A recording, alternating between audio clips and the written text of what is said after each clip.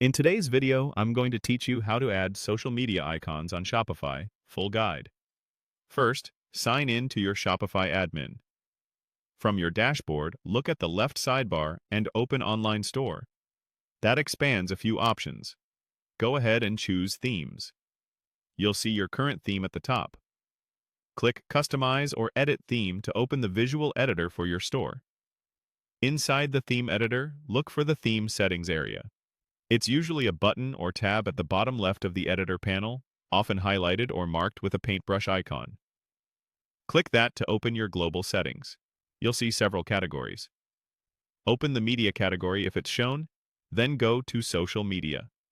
Depending on your theme, this section might be listed directly. Either way, you want the area where you can add your social links. Now, add the links to your profiles.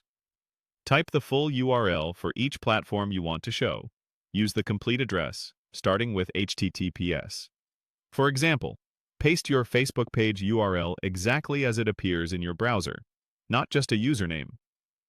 Do the same for Instagram, TikTok, YouTube, or any other platforms your theme supports. Only fill in the ones you actually use. Leaving a field blank means that icon won't display, which keeps your design clean.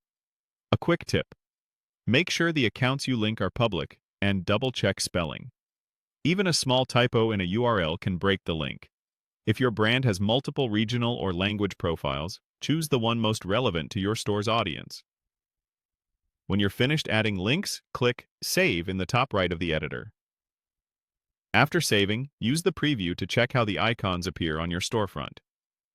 Most themes place them in the footer and sometimes in the header or announcement bar. If you don't see them right away, that's usually a theme behavior question, not a link issue.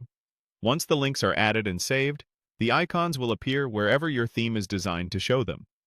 Test each icon by clicking it in the preview to confirm it opens the correct profile in a new tab.